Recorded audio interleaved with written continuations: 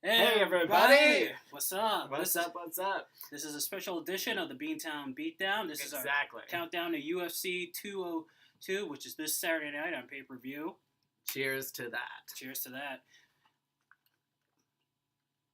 And of course, we're going to give you a rundown on the fights, who I think will win. But first, we're going to do it a little differently. We're going to be doing Macho Doesn't Mean This. And Gabe, take it away. Okay, all right. So, I just thought of this, when we're talking about fights and the atmosphere and whatnot.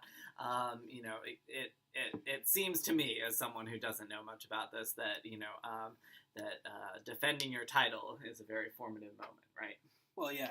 Yeah, so it's about everything that you've learned. It's about everything that you've experienced. It's about, what you've gained, what you've garnered. You know what I mean? Yes. So when a fighter's defending the title, I mean, there's actually no better words for it than that. They're defending everything that represents the title. Exactly. So do you think that it's symbolic of other things that you go through in life, where you and I might have to defend our titles? Well, yeah, exactly. I mean, to use the statement Matt Hughes once said, you're not a real champion unless you successfully defended your title one time. Mm-hmm. But defending your title multiple times, successfully, that shows how great of a champion you are. Right. And right, because you probably have to adapt each time. You probably had to, figure out new strategies. Yeah, for different opponents and stuff. Mm-hmm, mm-hmm.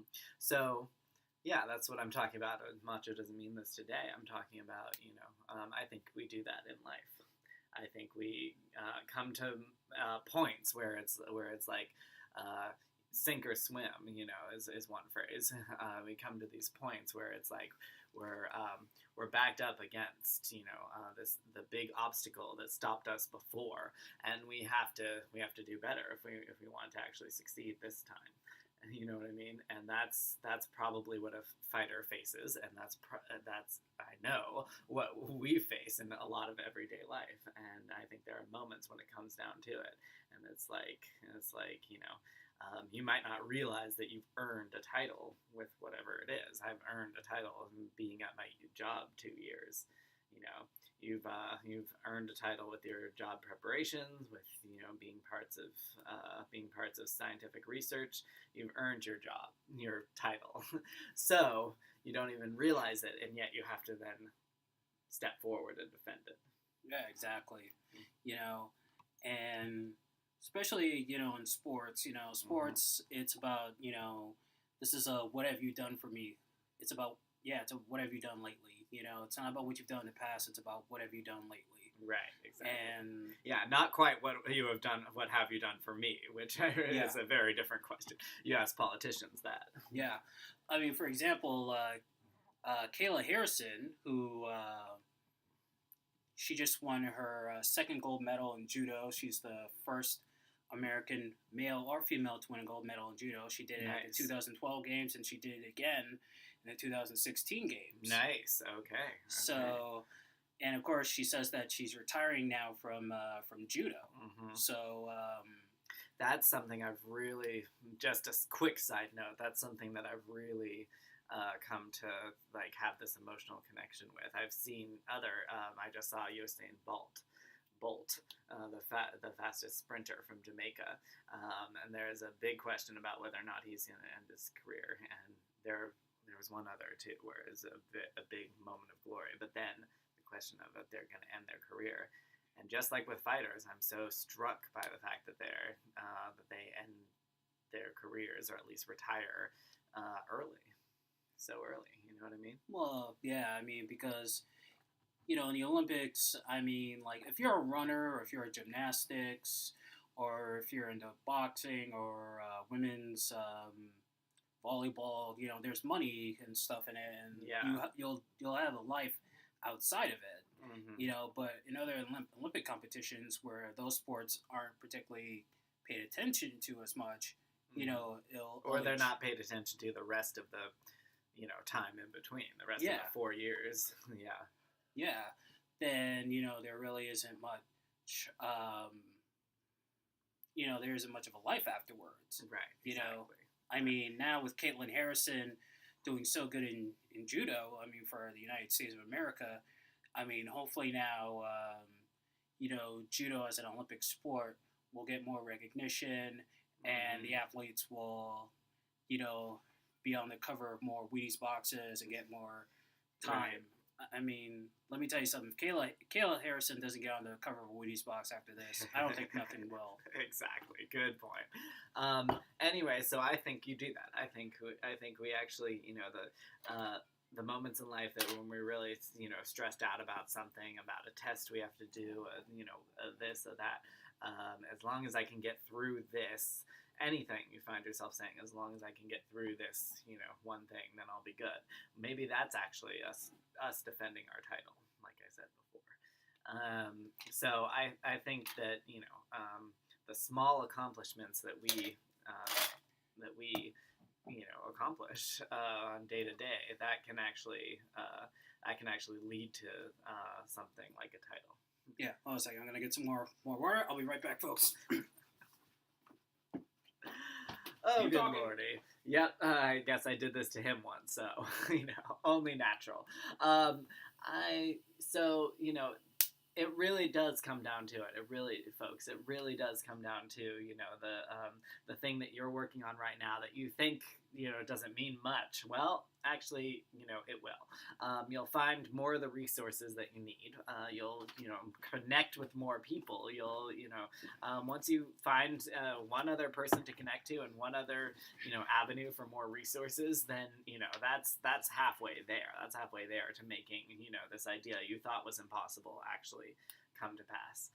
And that's what I think we do in our average everyday life, and that's what we should do anyway. And that's what, and there are moments when we have to, stand up and fight for what we believe in, and that's like defending our title. Yeah, exactly. Because that is the true heart of a champion. I mean, not to sound cliche, but that is, Yeah. No, I completely get you. I'm exactly there with you.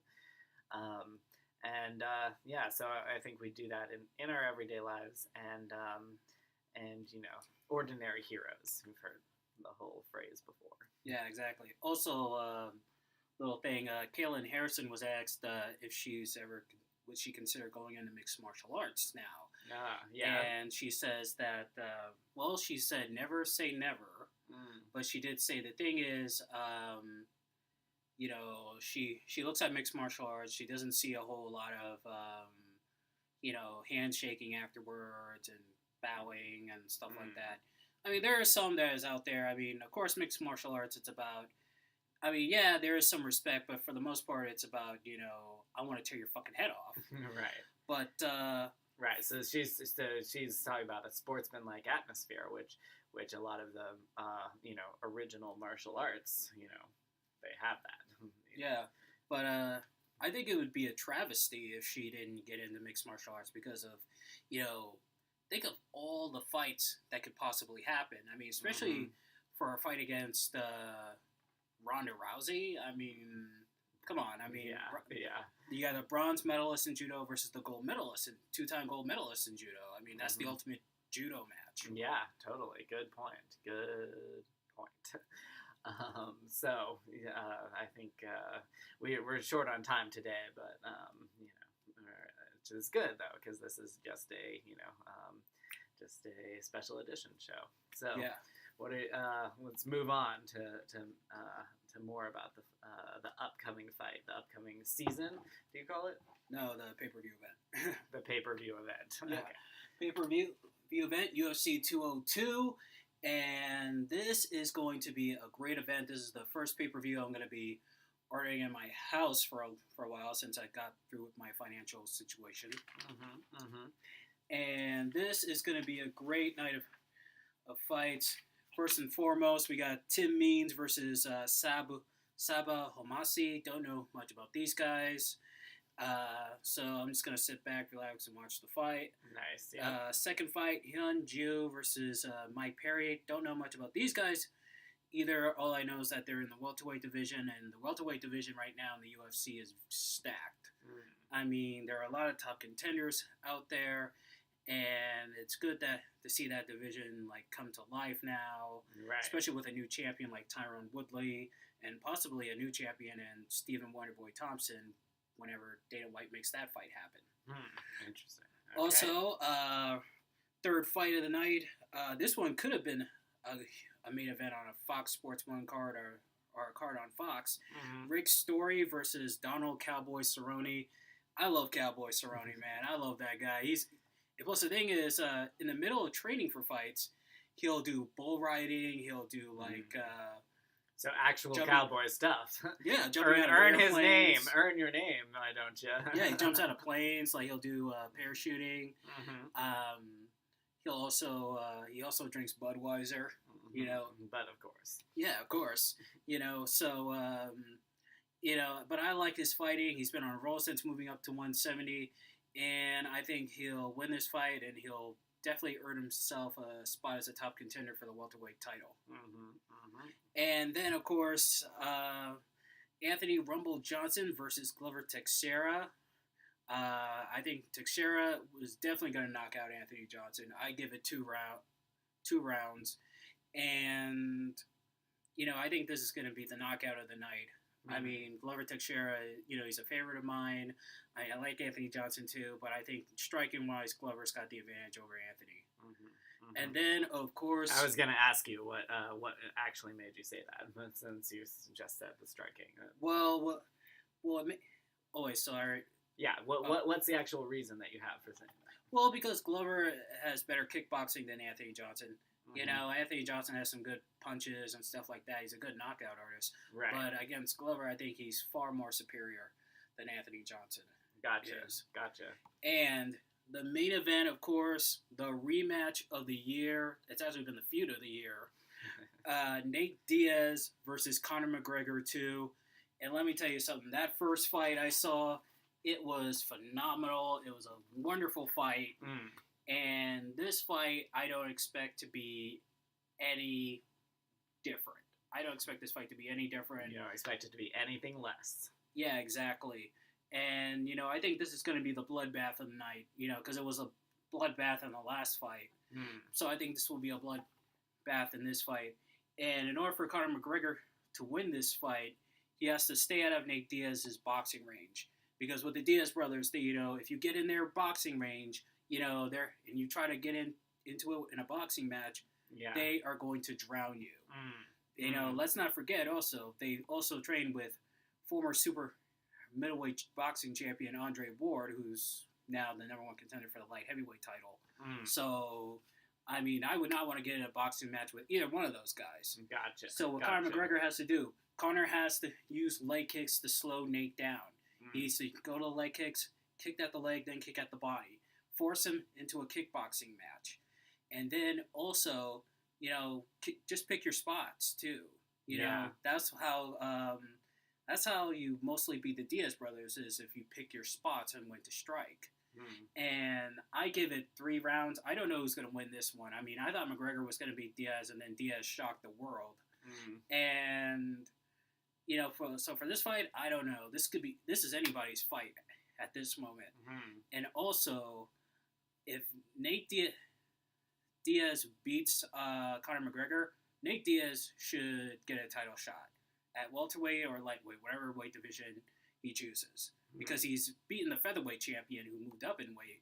So, I mean, if he beats him twice, it only makes sense for him to get a title shot. Gotcha. Okay. Well, yeah, this will definitely be the fight to watch, it sounds like then. That's the buzzer telling us we're actually, as for our sponsors, our non-sponsors, our non-sponsors are telling us that we're running out of time. So, let's do some wrapping up, Matt. All right, so we're going to wrap this show up. You can tune in to our Facebook page. I'll be doing 2 blogs today. I was supposed to do one yesterday, but had some technical difficulties. Now I'm going to be doing 2 just to make up for it. Like I said, short show today, but next time it will definitely be a lot longer. not a lot longer. Oh yeah, so no stories about wet dreams or anything today, folks. Sorry, not sorry. All right, and from Beantown to your town. Beantown Beatdown. Vios con Dios.